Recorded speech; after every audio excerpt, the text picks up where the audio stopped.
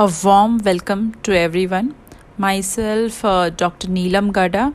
I usually keep myself busy in the joy of crafting smiles and instigating a positive influence in the life of my patients.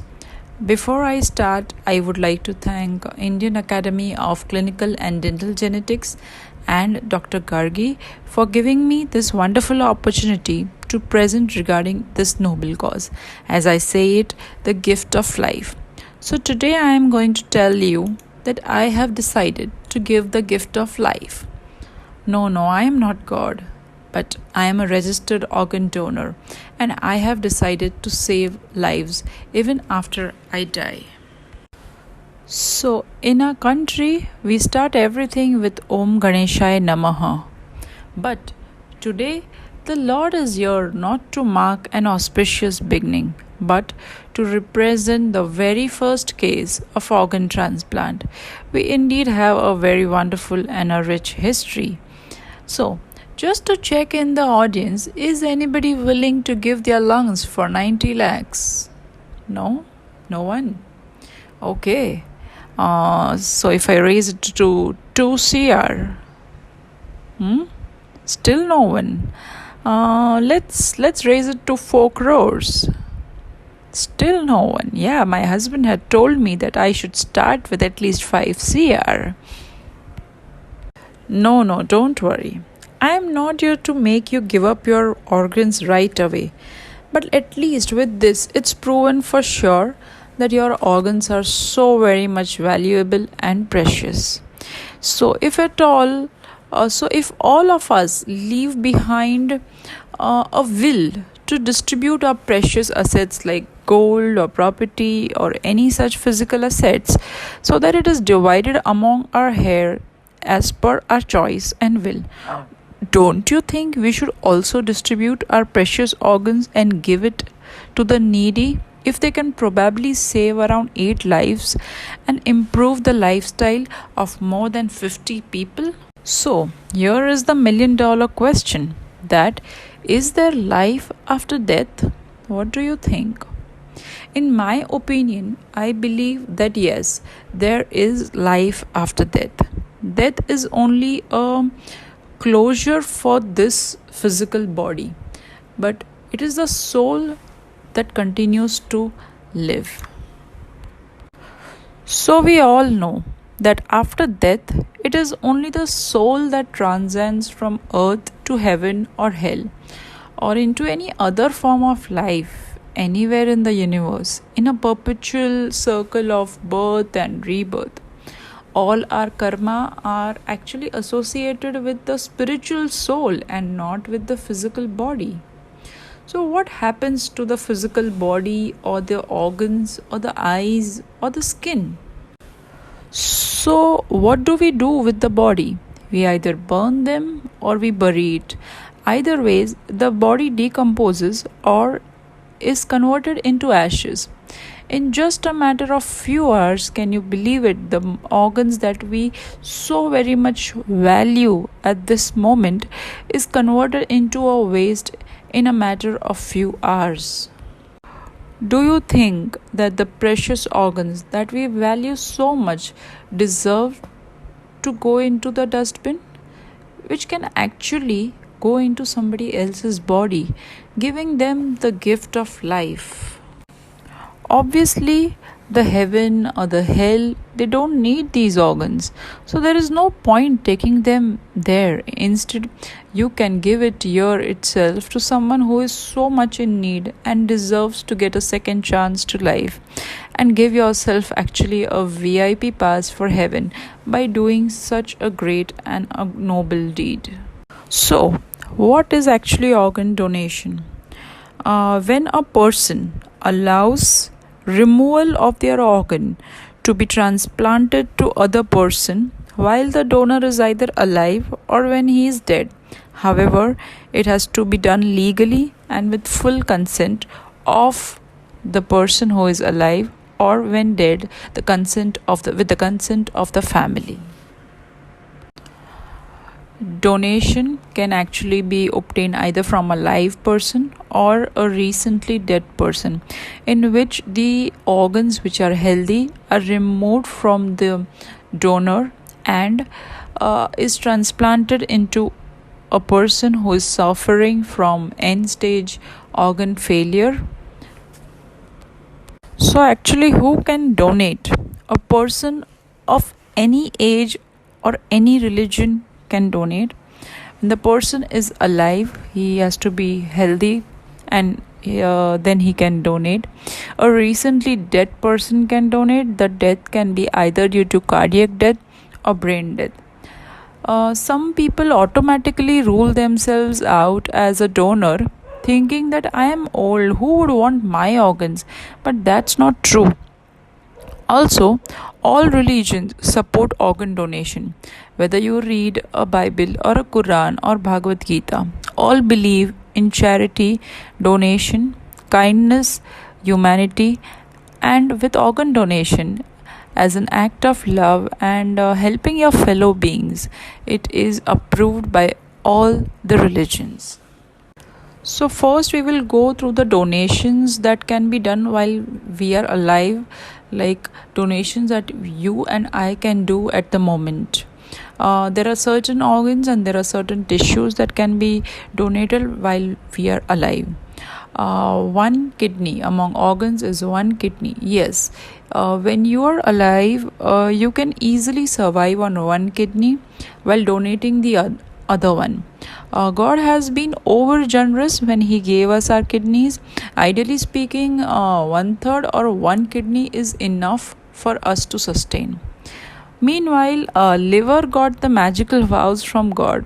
Liver is the only organ in the body that can regenerate itself, which means if a part of liver is removed, like say a 1/4 of the liver is removed from you when you're alive and transplanted into somebody who is undergoing liver failure, in almost 3 to 4 months your liver will regrow back to its normal size automatically.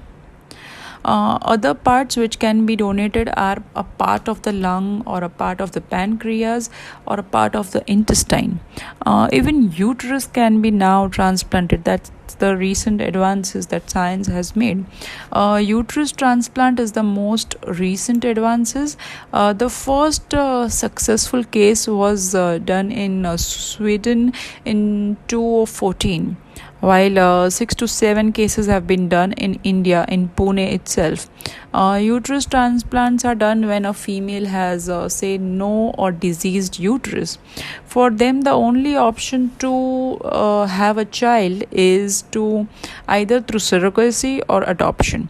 But for those who are keen to have babies in their womb or experience childbirth, uterus transplant is a big boon for them. So the first transplant was done in May 2017 in Pune, where the uterus was extracted from a 45-year-old mother and transplanted into her daughter, who was 21 years old. And she was born with no uterus. The surgery was a success and the daughter started experiencing normal menstrual cycles, and exactly 17 months after the operation, she gave birth to a beautiful daughter from the same womb where she was born. Till date, there have been 12 uterus transplanted babies, 9 in Sweden, 2 in USA, and 1 in India. Also, we can donate tissues like skin, bone marrow, blood and blood cells, plasma, and hair while we are still alive. So these are the donations which you and I can make right now. So donations by a live person is usually preferred from the age group of 18 to 60 years. There are certain conditions in which we cannot donate. They are patients, people with diabetes or cancer or high blood pressure, kidney ailments, and systemic infection. In India, due to legal purposes, organ donation from live person is only accepted from a person with whom you have a blood relation or a very strong emotional bond. However, tissue donation can be done for anyone. To curb on organ trading or organ trafficking, these rules have been made. There is supposed to be no financial transactions between the recipient and the donor. Also, there is a very stringent screening of the donor before this whole process goes on. So now we will be talking about donations that can be done after a person has died. Death are of actually two types. It can either be cardiac death or brain death. I will talk about both in detail in the future slides. Cardiac death. I shall first talk upon this because this is the most common way in with which people die. 90% of us are going to die due to cardiac death. It is also called as natural death. This kind of death happens due to any illness when the heart stops beating, due to which there is stop or cessation of blood and oxygen flowing to all the other organs, and ultimately there is failure of other organs as well. This usually happens due to aging or malfunction of one organ system, and then which consequently leads to death. So, after cardiac death, as there is organ failure due to no blood supply to all the organs die, and hence there are no organs that can be donated after cardiac death. Only tissues can be donated. The tissues that can be donated are eyes, skin, heart valves, tendons and bones, cartilage, veins and arteries. Also, whole body can be donated for study and clinical research purposes. However, donation of all the above tissues has to be done within 4 to 6 hours of death. Heart valves are usually used in children for valve replacement surgery. Bones, tendons, ligaments are usually used for reconstructive surgeries or trauma surgeries. So, irrespective of how we die, we all can donate a little or all of this for sure. Since eye and skin transplantations are life-changing, I shall address to them in detail. So first I will explain you eye donation. Every year in India around 25 to 30,000 people get blind due to damage to the cornea. First, let me explain you what is cornea. Cornea is like a very thin transparent lens like tissue over the colored portion of the eye. It acts as a window that allows passage of light inside your eye and gives you vision. It also protects the eyes from dust and infection. So, damage to the cornea usually happens either due to infection, trauma, genetic, or malnutrition. There are around more than 5 million people blind in India, out of which 3 million are affected with corneal blindness. 60% are below the age of 12, and every fifth person in the world is an Indian. In spite of having a rich culture, we have such bad statistics. When approached to people, they say that they don't want to give their eyes or they don't want to donate their eyes after death because they think of different myths like I will be born blind in my next birth, or I will not be able to see the heaven, or मेरा पाप उसको लगेगा and उसका पाप मुझे दिखेगा. But before you conclude on any of these ideologies, I would request you to go to any religious guru or someone whom you have faith in and ask them. I believe all religions have a common essence of donation, charity, kindness, and helping everyone who's in need. So, can you imagine your life in darkness? Can one person in the audience agree to stay blindfolded for 12 waking hours? Can you? Imagine the life of a blind person, restricted not only to sight and vision, but to a certain space, to a limited space, to not being able to understand certain things, living in a fear of hurting themselves or their loved ones at all times.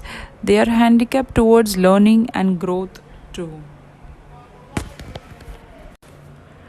You know, even these dark black slides itself are so boring, and so is the life of the blind kids. It is indeed very scary to imagine life without eyes. So, who can donate eyes? A person of any age, any religion, even if you are wearing spectacles, or if you have undergone cataract surgery or LASIK operation, or if you are diabetic or asthmatic or a person with high blood pressure. These factors really do not affect the cornea at all, and all these people can donate their eyes. So, how can you donate eyes? It is very simple. When your loved one has passed away, what you need to do is call the nearest eye bank. Retrieval of the eye has to be immediate within 4 hours. Keep the death certificate ready. Switch off the fans because we do not want the eyes to dry up. However, the AC can be kept on. Place 2 pillows below the head. Eyes should be closed or covered with a wet cotton. It only takes 15 minutes for retrieval of the cornea. No deformity of face is seen after the retrieval. One donor cures blindness of 2 people, which means that one eye or one cornea of the person goes to one person who is blind, and the other cornea goes to the other person. In fact, recent advances have shown that a single donor or 2 eyes can be used to cure the blindness in 4 to 8 people. So that is the amount of people that you can give vision to only with the donation from one person. So next we come to is skin donation. 70 lakh people in India suffer from burn injuries. 80% are women and children.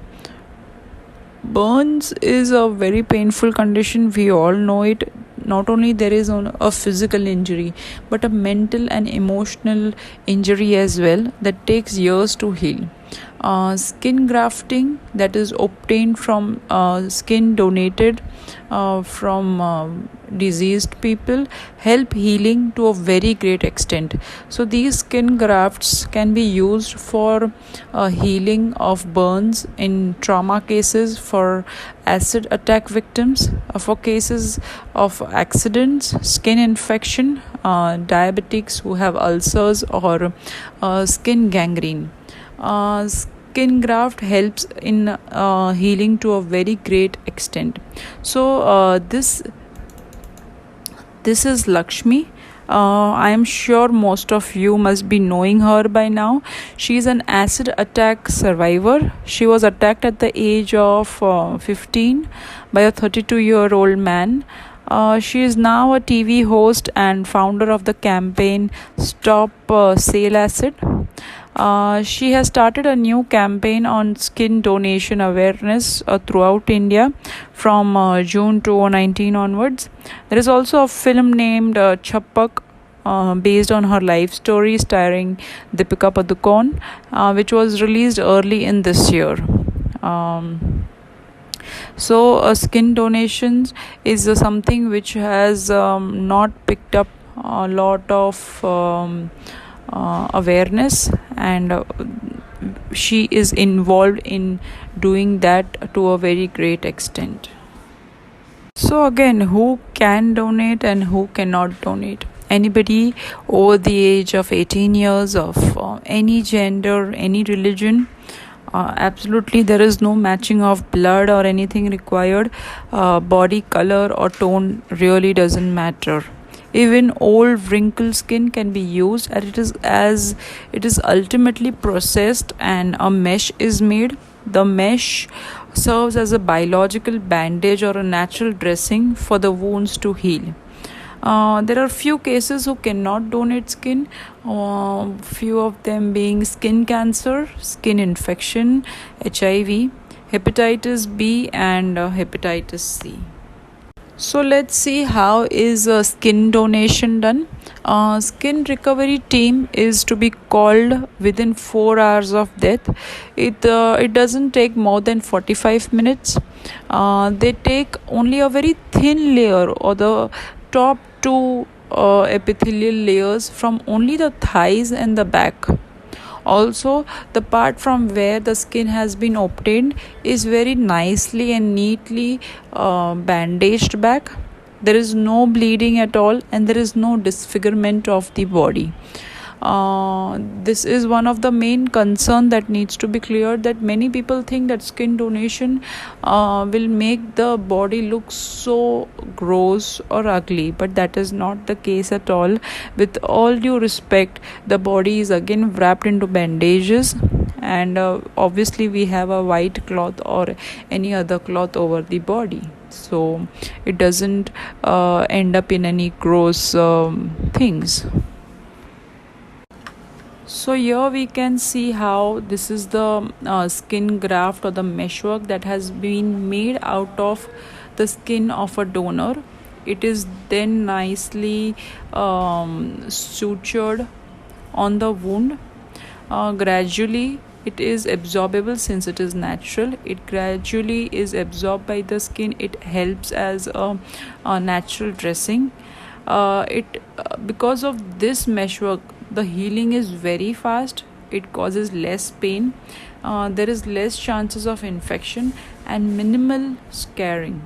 So here I have covered what we can donate if a person has undergone cardiac death.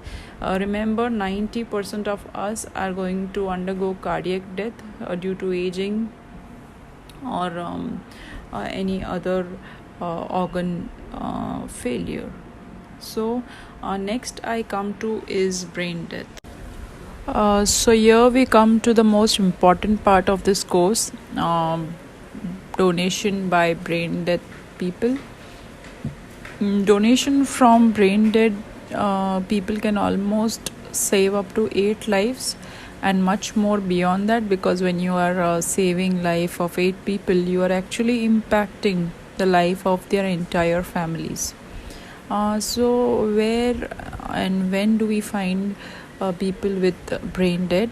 Usually in head injury cases, road traffic accidents, brain stroke, clotting in the brain hemorrhage, and brain tumor with no metastasis at all. So in these cases, the brain is there has been an irreversible end of all the brain activity. So what happens during brain death, or it is also called as brain stem death? There is no breathing, there is no pain, there is no movement of the patient, there is no swallowing, and there are no temperature controls. With loss of breathing, the patient is ideally dead already. So brain death or brain stem death, actually very few people die of brain death, hardly 5 to 10% of the population. The person is usually kept on the ventilator in the hospital so as to supply the necessary oxygen to all the organs, enabling them to stay functional and healthy. So the ventilator actually buys a window period for coordination of the organ donation process. Let's be clear that brain death is not coma. Coma is actually a state of deep unconsciousness where brain continues to function and the person can breathe on its own. Coma also is a reversible state where the brain still has the capacity to heal. In a brain dead or a brain stem death, brain death is irreversible. Please note that all the patients on ventilator may not be brain dead. You might have heard of your relatives or friends that might be on ventilator, but that may be because of the ailment of the lungs, where the lungs are not being able to breathe.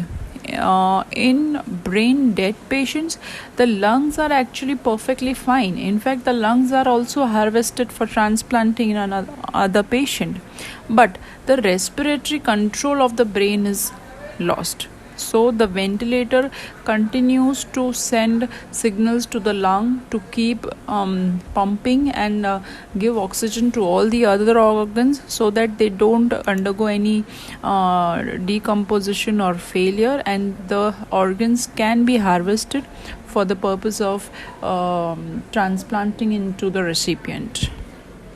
So, believe it or not, one donor can save up to 8 lives because the organs that can be donated are one heart, two lungs. The right lung goes to one recipient, the other lung goes to another recipient. One liver, one pancreas. The same for kidneys. One kidney goes to one person who has a kidney failure, and the other kidney goes to the other person or the other recipient. Also, intestines. The same donor can also save or improve the lives of up to 50 people by donating tissues and eyes. So I'll let you know what kind of organs or what kind of tissues can be donated by a brain dead person. So as I told you, we can save up to 8 lives because we can donate organs to 8 people, and tissues like eye, skin, heart valves, voice box, bones, tendons, ligaments, cartilage, nerves, arteries, veins, middle ear bones, hair, or face and hands. So with donating an organ, you can actually give life to people who are battling between life and death, giving them a second chance to live. But tissue donation cannot be or should not be underestimated. Hands and face transplants are the recent developments in India. I would like to share with you the.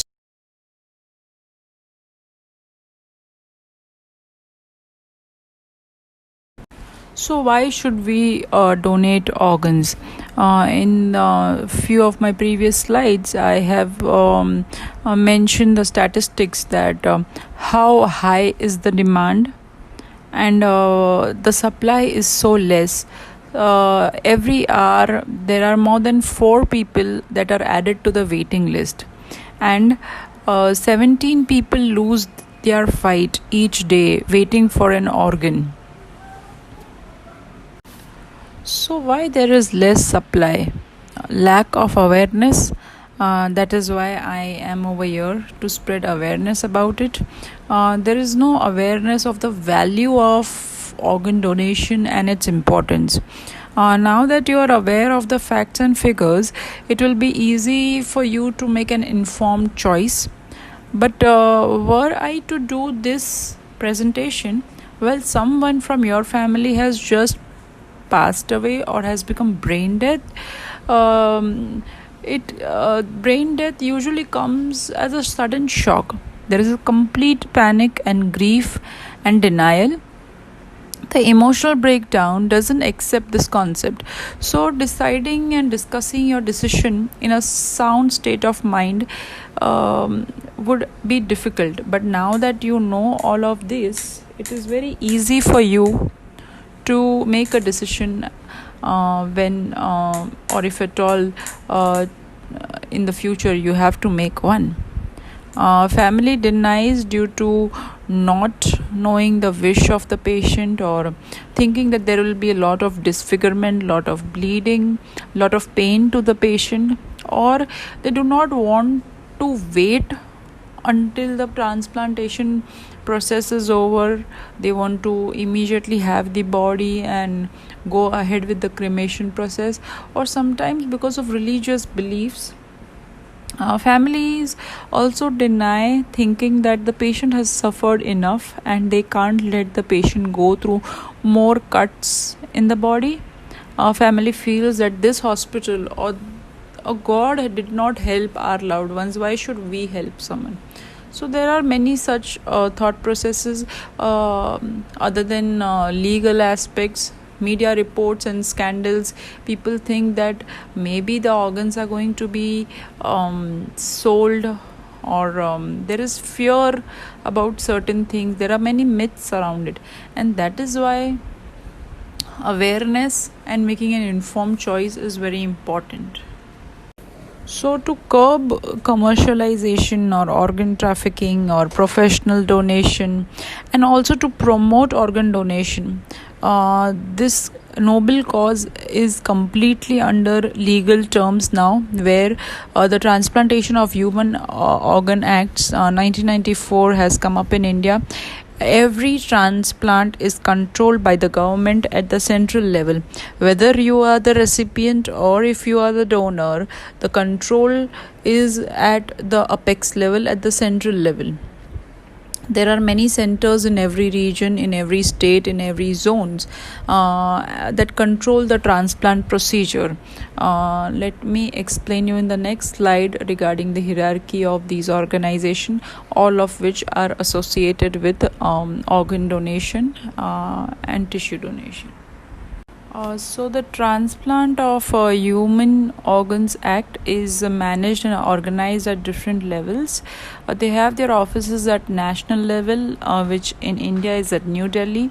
Regional level, there are Western region, Eastern region, North and South. For the Western region, the main office is KM Hospital in Mumbai. The states covered under Western region are Maharashtra, Gujarat, Goa, Daman, Diu, Madhya Pradesh and Chhattisgarh. Similarly, each state has a state organ and tissue transplant organization. In Maharashtra, it is in Mumbai, Pune, Nagpur and Aurangabad. Also, within each city or within each zone, there is one office which coordinates and manages at the base level. Which again for Mumbai is the Sign Hospital. Each and every state does have this kind of offices at the zonal level. You can anytime approach these to have a better understanding of the whole process, and also to register yourself as an organ donor. You can approach these offices in your city or state or the zone. So let's discuss the organ and tissue donation process. What happens first is that if you are detected as brain dead at the hospital, they first put you on ventilator. The next thing that they do is that they send the information to the central office, which is in New Delhi, where the National Organization of Organ and Tissue Transplantation takes place. It is there that they send the information regarding your blood type and all the other details. Also, the family is informed about the condition of the patient and the possibility of the fact that they can undergo organ donation. The family can then discuss about the same among themselves and then take an informed decision, give the consent. Also, there are 4 doctors and 4 different diagnostic tests that the patient has to undergo to be short considered as a brainstem dead person. Once that is done, the family has given the consent. Then matching is done at again the central level. I will explain in detail about matching, how matching is done. Once the appropriate recipients are the list of appropriate recipients is obtained, the recipients are informed. The recipients are then called at their own respective hospitals and are prepared for them to receive the organs. After that, the person who is brain dead undergoes a surgery where there is recovery or harvesting of organs. Immediately, with all preparation done, there is preservation of the organs and is transported to the recipients in the fastest mode that is available, and then the organs are transplanted into the recipients in different areas. Let me tell you in detail about matching, how matching is done. So, organs are matched on the basis of blood type, body size. For example, heart of a 60-year-old cannot be transplanted into a body of a 2-year-old. Severity of patient's medical condition. Patients who are in extreme end failure or have very little time to wait, they are given first priority.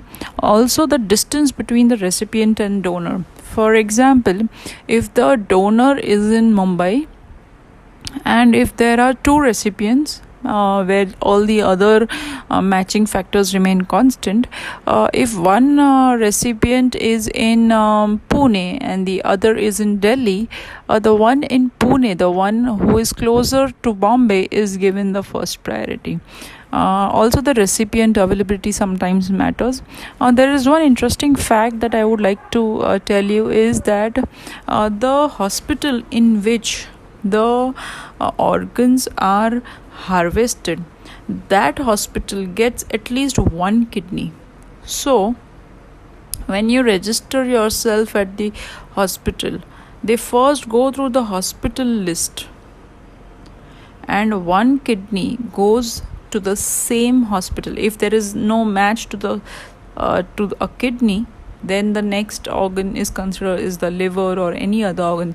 So there is one organ which is given in the same hospital. So let's go to the fact that, or to break the myths, that organs are really not matched on the basis of caste or religion or income or financial status or celebrity or VIP status. Donor family cannot choose the recipient. Also, you cannot claim that since my father has donated his organs, 10 years down the lane, if you need one, it doesn't mean you will get it immediately. You have to still register yourself and wait in the waiting list. So let me just give you a brief about organ donation systems in the world. There are different systems that different countries follow for organ donation. Like in India, it is an opt-in system. Let me explain you what is the system in India. We can register ourselves as organ donor when we are alive. When we are brain dead, the doctors take the consent of the family. The consent of the family is the most important thing. In whatever the family says will be done.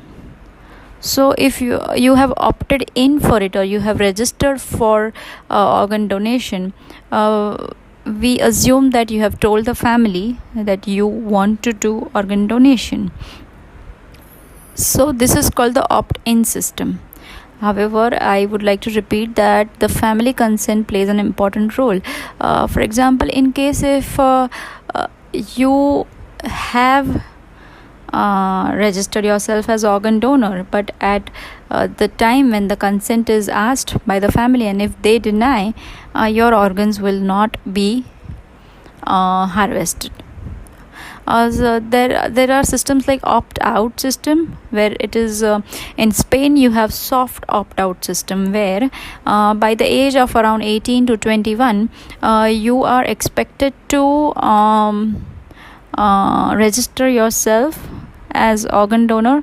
In case if you have not registered yourself, it is uh, it is considered, or it is assumed that you have consented for organ donation. So in case if you don't want to do organ donation, only then you have to go and fill the form and say that I am opting out of this organ donation system. I don't want to donate my organs.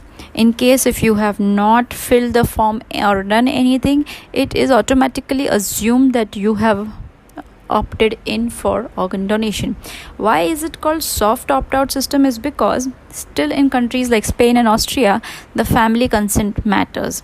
That suppose you have either opted in or opted out of the organ donation system, still the family at the time of once you are brain dead, the family is asked for consent, and even if at that time they deny to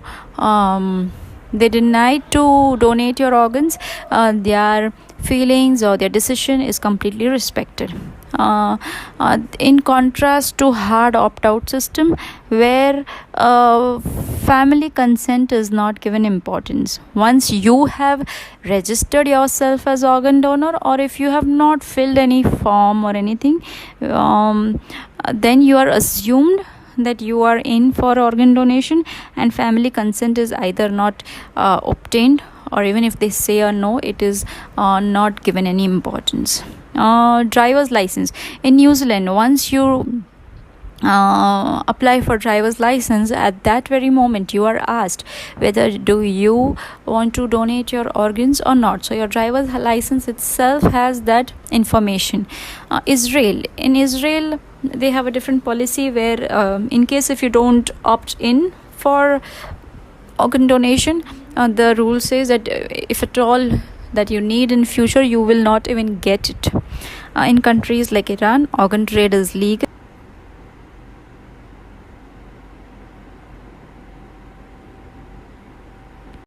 So let's see, as an Indian, how can we do it and what we need to do it. Pledging and donating. In case if you want to pledge your organs, you need to either go to one of these sites, organindia.org or ztccmumbai.org if you are from Bombay. Each of the zones, each of the regions have their websites. You can go to any of those and register yourself. However, what to do at the time of death, I would like to again repeat that in India, the most important thing for organs to be donated is the consent by the family. So if at all, if you have registered yourself on any of these sites, you get this kind of a card in post or something. What you need to do is, obviously you can keep it in your wallet or something, but what is more important is you sit with your family, discuss with them your wishes, let them know what you wish for. You should also know what they would like to do if they are in a particular situation, which will help them to make informed choices or decisions for you in the time of grief, or it can be a panic situation as well. So what will you have to actually do if death occurs at home, which usually happens in case of cardiac death? You can do eyes donation, skin donation, and certain tissue donation.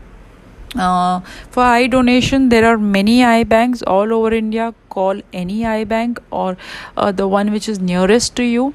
They will come within 2-3 hours and retrieve the eye. The same is for the skin. Find out the skin banks in your city.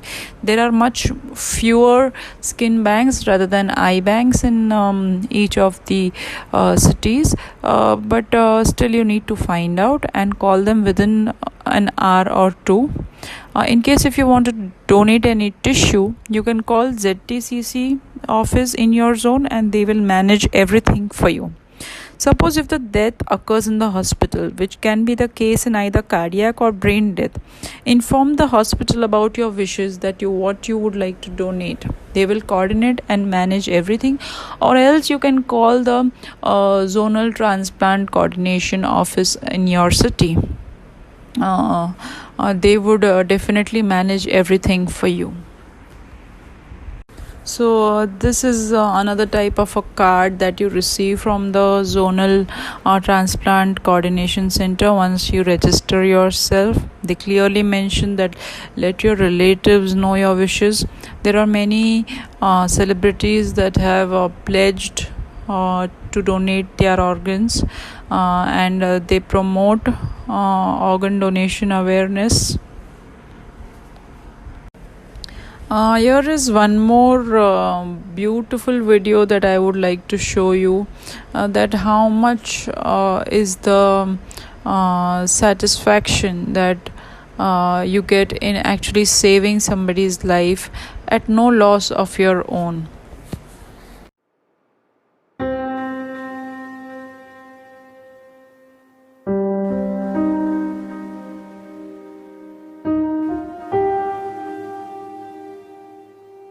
Nandita. So, some key points over here. Organ donation is a family decision. Only you alone going and registering yourself and not letting your family know your wishes might not lead to a fruitful donation of your organs. Pledging is not mandatory, but it makes it easier for your loved ones to follow through with your wishes. What is more important is to discuss your decision with family about your and their will to donate, because it will be the consent of the family that will matter the most. If someone in the family has died and not pledged for the organs, their loved ones can still donate the diseased tissues and the organs. So it's been almost an hour that we have been together, inspiring ourselves towards organ donation, which is the need of the hour. In this same 1 hour, one or two people must have lost their fight against waiting for an organ, while 4 to 5 people must have registered as a recipient, lightening their first ray of hope. Probably people like us would do the right thing at the right time and give them the second chance towards life. So all I ask is share your spare and give the gift of life. You don't have to be a doctor to save lives. Please share your life and share your decision. Thank you everyone for your precious time, for being a wonderful audience and listening with patience.